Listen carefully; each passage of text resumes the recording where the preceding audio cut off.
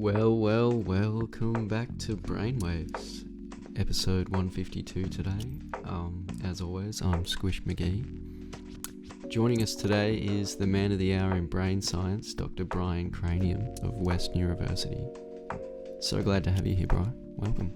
First of all, I just want to say thanks for having me on, Squish, mate. It's a real pleasure to be able to come on here and talk about these things, so thanks a lot. No worries at all. So you're here to talk about one specific topic today, concussion. What's the go here? Why is this relevant for our listeners? So concussions. Basically, people can have a concussion or concussive symptoms as a result of any hit or force to the head, and this can also be the neck as well. And this happens not just in sport, but also in like a car or bike accident, but also assaults or fights. Concussion is not whiplash, migraines, or even balance problems, although you can suffer these conditions alongside a concussion due to the nature of the incident. Yeah, right. So something that anyone can go through, really. What are the symptoms? How can we recognize this? Yeah, look, Squish, concussion symptoms and severity are very different from person to person, but can include headaches, dizziness, nausea, noise, and usually light sensitivity, fatigue as well, sleep disturbance, cognitive or thinking changes, and also changes in emotional regulation, and sometimes visual changes. Yeah, right. And so would this be considered brain damage then, technically? Yeah, look, concussion is considered a mild head injury, and the expectation is for the majority of concussions to have a good functional outcome. In concussion, no damage or structural changes are seen on scans such as a CT or MRI. Oh, okay. Research on rats demonstrates that the symptoms are based on chemical changes within the brain. So, the most important being the disruption of blood flow to the brain. Right. And so how would this affect your brain's overall functionality? Following a concussion, even simple tasks can tire you out. And this is things like folding the laundry, getting lunches ready for your family, making general decisions about what you're going to do or wear, and even having a shower. Think of your brain as a bucket. Overnight in your sleep, you fill that bucket up to the top with what is needed to manage your day. And when you're concussed, you are emptying your bucket or brain a lot quicker than usual. No, I like the bucket analogy. So going on that then, what do you do to replenish your resources? How do you refill your bucket if you're going through a concussion?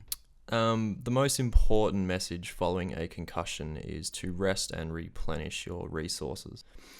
This is generally eating food, drinking water, and getting enough sleep for the first 24 to 48 hours to make sure you give your brain the best chance of recovery. And, okay, like headaches and stuff like that, where do they play a part here? For headaches, I recommend drinking a lot more water than usual to make sure you are hydrated. Also, try paracetamol in the first 48 hours to ensure you are not covering up an underlying bleed. Doesn't sound like something you'd want to cover up. Cool. Yeah, look, I'm no scientist myself, but my understanding is that the brain is kind of the control center for a lot of other systems within the body. How can these be affected, when you're going through a concussion? So with a concussion, there is also a disruption within the brain stem or middle of the brain where all the messages kind of travel to and from. And this is called the autonomic nervous system.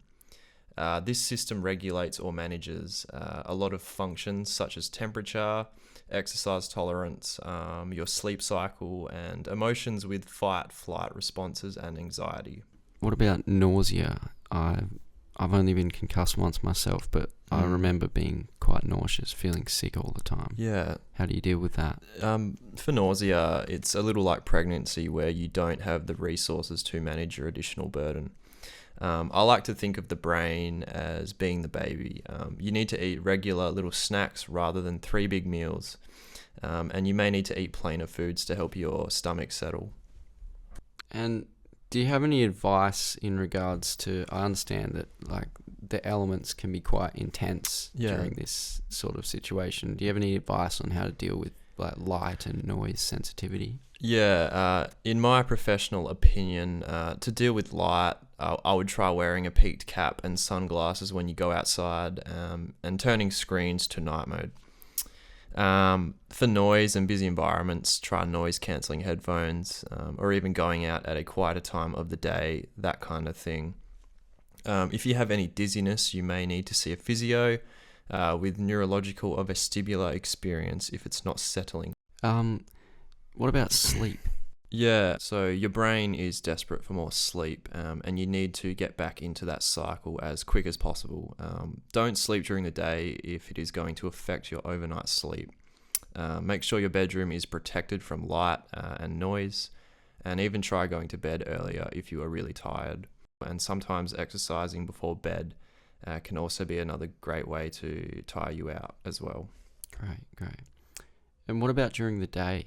Do you have any advice on managing energy levels during this period? Yeah, look, I just think break up your workload and do short bursts of activities. And this can be things like study, computer work, and household tasks. It's important to take regular breaks as well and gradually build on your workload as you go. Yeah. So, I guess this kind of thing's quite prevalent in the sports sector.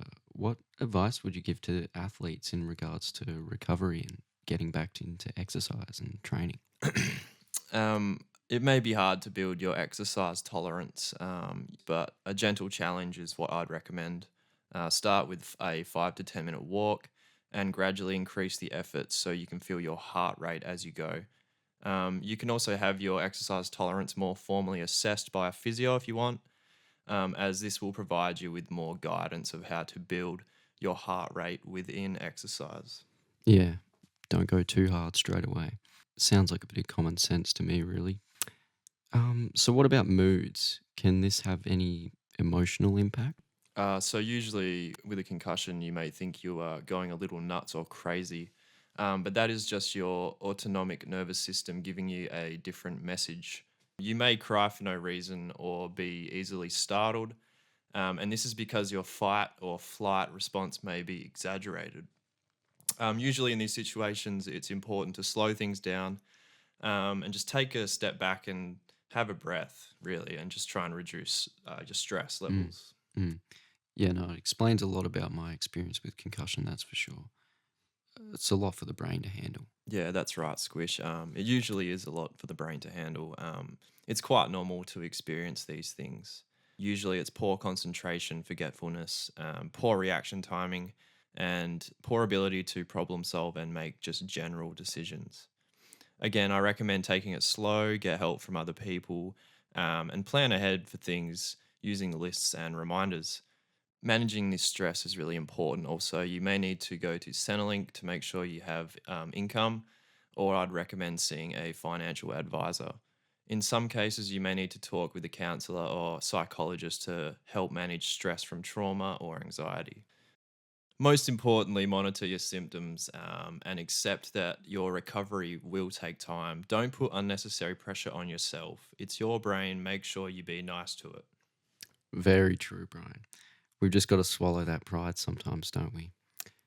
So, the recovery period, how long are we actually talking for a concussion? Yeah, look, some concussions can be more severe than others and will take longer to recover from. The usual recovery time is around 10 to 14 days for adults and 4 weeks for kids. Wow. However, if you've had multiple concussions, your expected recovery time will be longer. If you try and push yourself, you will end up extending your recovery time. Think of it like training for a long distance run. Okay. You don't go straight into running the full distance. You usually gradually build up to it so that your body is conditioned to do it. Same kind of thing. Well put. And what if people aren't recovering? Are some concussions more severe than others? And how? Well, a important thing to remember is that a concussion may not be in isolation, meaning you could have other issues caused by the same event. Other issues? How do you mean? So things like double vision, blurriness, and light sensitivity. If you experience anything like this, it's important to see an optometrist with neurological experience. Okay. You can have loss of hearing or tinnitus, which is ringing in your ear. In this case, get a referral to an ear, nose, and throat specialist. You may have neck injuries. In this instance, you need to see a musculoskeletal physio. You could also have other fractures or injuries, all of which make it hard to get back to cardio exercise. So to answer your question, the recovery time is intertwined with other factors, and the severity of the incident itself will be what affects this. No, it's easy to forget, but yeah, there's a lot of moving parts involved in something like this, isn't there? Exactly right. So we talked a bit about pacing ourselves when getting back into exercise. What about work and study? How do you go about this after something like a concussion? Yeah, early return to work or study can slow your recovery process. If you can manage 45 to 50 minutes of concentration, followed by a short refresh break, and concentrating again for another 45 to 50 minutes, without bringing on any symptoms, you are in a better place to start a graded return to work in an office or study. Okay. What about more physical jobs? So look, if you can manage multiple blocks of tasks around the home for up to 3 to 4 hours with refresh breaks, without bringing up any symptoms, you could commence a graded return to work that's more physically focused. Sure. A good graded return to work program considers starting with hours you can manage. For example, gradually building your hours before considering back-to-back days, and also considering your duties, so that you start with one task at a time, with no time pressures, basically. And with school, you need to look at the priorities and work from there, and gradually build how many classes you can attend. Again, refresh your breaks in between. Expectations to sit exams and hand in assignments should be the last step with return to studies usually. If someone has taken a few weeks to recover from their concussion, they may be able to return to work or study or sport with only limited consideration of hours and workload. Okay. What if they're taking longer than a few weeks to recover? What do you do then? Usually, I keep saying usually, but a graded return will be essential. The graded return. I'm starting to see a theme here. Sounds like pace yourself is the idea. Couldn't agree more. Look, I think that covers about all the questions I had today, Bri. But thank you so much for agreeing to come on the show. It's been great to have you here on BrainWaves, and Yeah, no, it's been an absolute pleasure, Squish. My washing won't be done for another 10 minutes, I think, so perfect timing for me to get home and hang it all out. So thanks, mate. Right. Dr. Brian Cranium, people. Concussion expert and laundry enthusiast, apparently. That's all for this week's episode of BrainWaves. Hope you've learned something. I'm Squish McGee. Good morning, good afternoon, and good night.